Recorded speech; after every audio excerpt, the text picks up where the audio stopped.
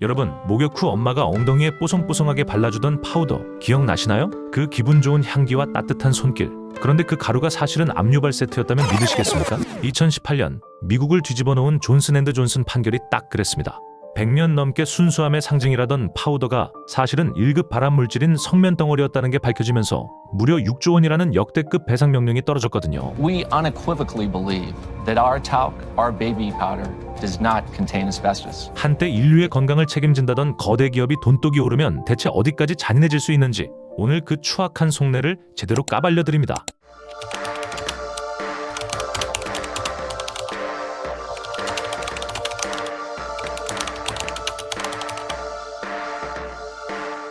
존슨앤드존슨은 이미 1970년대부터 알고 있었습니다. 자신들이 파는 가루에 성면이 섞여 있다는 걸 말이죠. 과학자들이 수차례 경고를 보냈고 내부 고발자도 있었지만 그들은 그냥 씹었습니다. 성면 없는 제품으로 공정을 바꾸는 비용보다 그냥 조용히 입 닫고 계속 파는 게 훨씬 가성비가 좋았기 때문이죠. 고객의 폐가 망가지든 말든 일단 내 주머니부터 채우겠다는 이 소름 돋는 결심은 무려 50년 동안이나 이어졌습니다. 이건 실수가 아닙니다.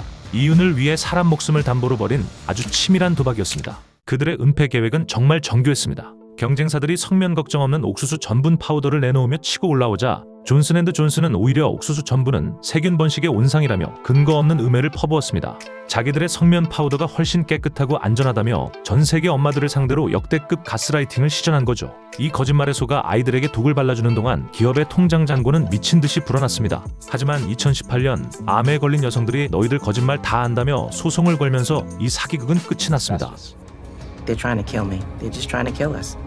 Why would I have asbestos in my body? How did it get here? 재판장에서 공개된 내부 문건들은 가관이었습니다. 피해자들한테 합의금 몇 푼 주는 게 리코라는 것보다 싸게 먹힌다는 계산서가 가득했죠. 사람 생명을 그냥 장부 위의 지출 항목으로 본 겁니다. 피해자들이 고통 속에 죽어가는 동안에도 기업은 과학적 근거가 없다며 뻔뻔하게 발뺌하는 절정의 기만수를 보여주었습니다. 고객을 호구로 보지 않고서야 도저히 할 수 없는 짓들을 그들은 세계 1위 기업이라는 간판 뒤에서 아주 당당하게 저지르고 있었습니다. 하지만 미국 법원의 참교육은 자비가 없었습니다. 배심원단은 6조 원을 내놓으라고 판결하며 기업의 뺨을 세게 후려쳤습니다. 물론 이들도 순순히 돈을 내놓진 않았죠.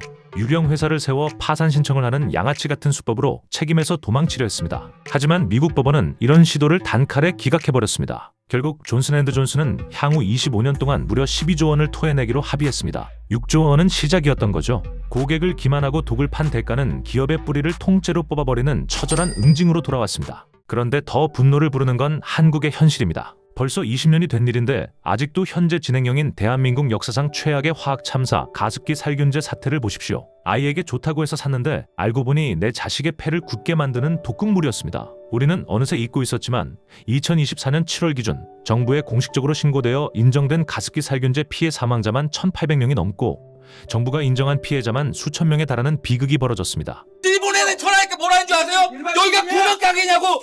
전화도 하지 말라고! 엄마의 따뜻한 손길이 닿아야 할 가습기가 아이의 숨통을 조이는 무기가 된 겁니다. 옥시를 비롯한 기업들은 이게 위험하다는 걸 알면서도 안전하다는 딱지를 붙여 팔았습니다. 정말 양심 자체가 실종된 한국판 독극물 파티였습니다. 주범인 옥시를 포함해 가해기업 4곳이 낸 과징금이 얼마인 줄 아십니까? 고작 5,200만 원입니다. 진짜 사람 목숨이 껌값입니까? 인정된 사망자 수로 나눠보면 한 명당 고작 28,000원 수준으로 퉁친 셈입니다. 물론 기업들도 할 말은 있다고 합니다. 나중에 법에 밀려 억지로 낸 분담금도 있고 피해자들에게 최대 10억 원씩 주며 개별 합의도 했다고 하죠. 하지만 그 합의서에는 앞으로 다시는 문제 제기하지 말라는 입막음용 조항이 독소처럼 박혀 있었습니다. 진심 어린 사과가 아니라 돈으로 입을 막으려 했던 겁니다. 심지어 2억에서 4억 원을 지급하라는 9,200억 원 규모의 최종 조정안은 옥시와 애경이 분담금이 비싸다며 단칼에 거부했습니다. 사건 이후 20년 동안 장사 잘했을 텐데요. 다행히 2025년 크리스마스 이브에 정부에서 이를 참사로 규정하여 국가 주도 배상을 한다고 하지만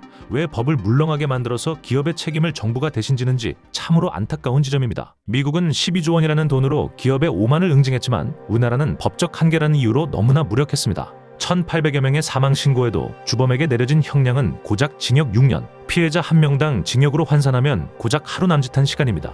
징벌적 손해배상은 단순한 돈 문제가 아닙니다. 사람 생명은 니들 장부 속의 숫자가 아니라고 선언하는 사회적 족쇄입니다. 옥시가 이름을 바꾸고 여전히 영업을 하고 가해자들이 솜방망이 처벌로 풀려나는 이 현실이 정말 정상이라고 보십니까? 기업이 가장 무서워하는 건 법정에서의 사과가 아니라 진짜 응징뿐입니다. 파우더 한 통에 12조 원.